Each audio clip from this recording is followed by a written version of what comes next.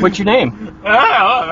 People can have psychotic episodes, screaming at demons only they see, dangers only they feel.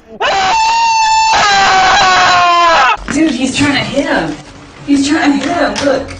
He's just trying to attack people. I know. They can get violent, lashing out at themselves or at strangers, picking fights with parked cars, damaging property.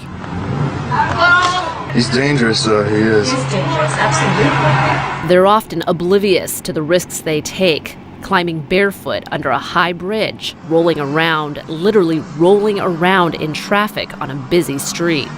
The drug makes the heartbeat accelerate so high, the internal body temperature sizzles, so stripping seems like the best way to cool off. Who knows what inner impulse then makes somebody want to jump between cars? The inaptly named drug bath salts is suspected of being behind all of these strange and scary incidents. Did you take the whole bottle of salts? Although bath salts is the main name, there's lots of other slang for the drug. Everything from bubbles to bonsai fertilizer. It's made with scads of harmful synthetic chemicals, most often MDPV, short for something pretty unpronounceable. The federal government banned these ingredients in July of 2012, but all a manufacturer has to do to circumvent the law is tweak a few molecules to get an entirely new formula, so it's still out there. The U.S. Navy got so concerned about it, this video was made to warn their personnel about the danger. Freaking out. Leave me alone. What's wrong with you?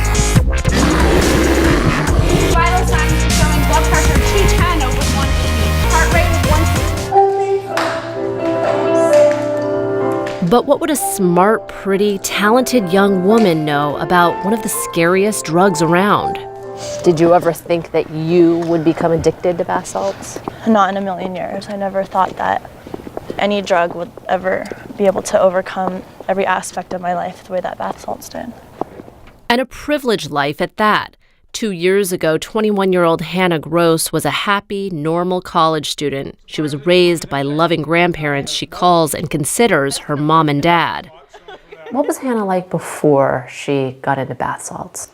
Oh gosh. Well, every parent thinks their kid's just great, but she really was very sweet, very gentle. Everybody loved her. Her grandparents adopted Hannah when their daughter, Rachel, gave birth at age 16. Mother and daughter grew up more like sisters. After Rachel moved to Colorado, Hannah visited her for about a month. That's when they started using bath salts together. At the time, the drug was legal and readily available there, at every place from head shops to gas stations. What did you think when you first started using it? I just thought of it as almost like buying an energy drink, or sometimes in gas stations they have like the vitamin packs or the energy packs, something like that, because that's how it felt at first, just a stimulant that give you energy. How much does the drug cost? I was paying $20 a gram for it. And 1 gram would last you? Usually a day. Did you ever ask Hannah if she was using drugs? Yes, she denied it. Absolutely denied it. How quickly addicting is it?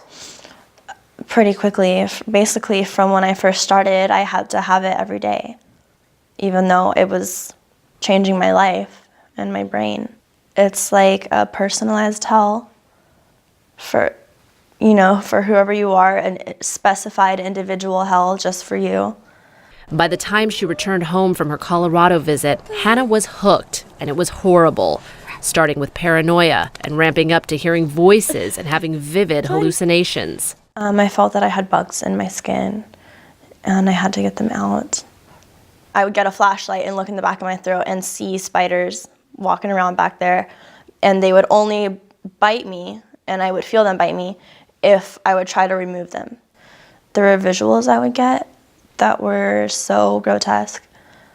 They're like nothing I could ever even think up, or nothing I've seen in a movie.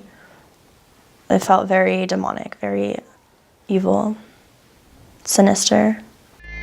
Hannah seldom left the house, rarely left her room, rarely ate or slept.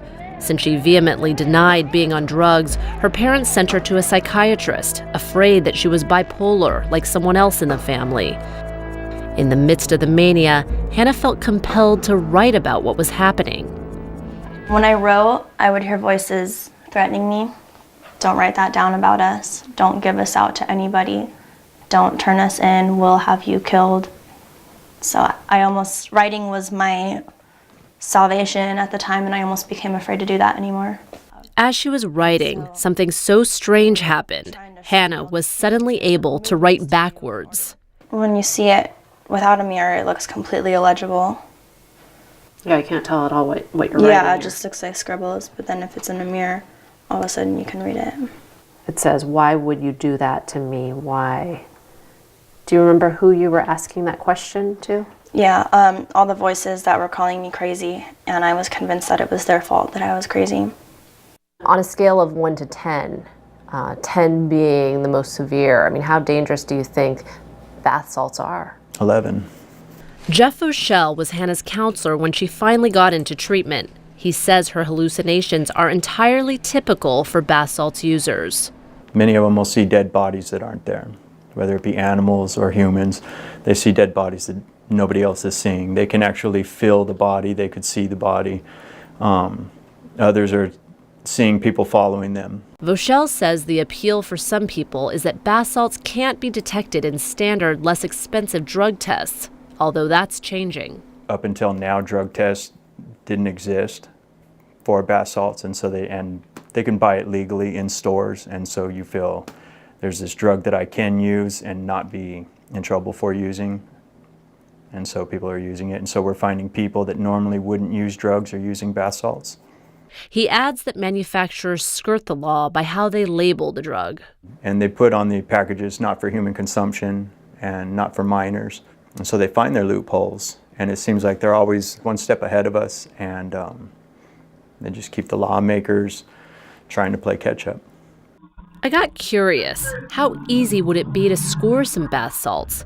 I went undercover with SoCal Connected staffer Benjamin Gottlieb to 9 LA area stores. The results ranged from a clerk being completely baffled about what we wanted to a guy who told me to check back in about a month. At one place, Ben was even warned not to use it. I wouldn't even recommend you to do that again, man. Really? You have to watch it with that stuff. That's really bad. Look it up on the computer. We left empty-handed, Thank you. unable to buy the drug at any of the 9 places we visited. Bath salts may be harder to buy in stores, but as long as you have a computer, you have access to bath salts. In fact, here is a website that has a telephone number where I can call to get some salt. So let's see if bath salts are as close as my phone. I'm going to call them up and try to see if I can make a purchase. I see that you have a lot. What do you recommend? The Bliss or the Avalanche or Shockwave? Makes me feel flying, like I could fly. Ooh, that sounds good. The 8 balls has more legal cocaine. The Bliss has a little bit more mephedrone. Okay, you can ship to California. How soon can I get it? I didn't complete the order, but I did find out that the product would arrive in 3 to 5 days by UPS. It is unfathomable how easy it is to get this stuff. Well, and it's not just the specific bath salts or product. The problem is the underlying chemicals. Attorney Philip Greer is a consultant to several rehab centers. He has yet another perspective on the problem, the availability of research chemicals that can be used to make bath salts. Could I go online right now and purchase these chemicals? Sure, absolutely.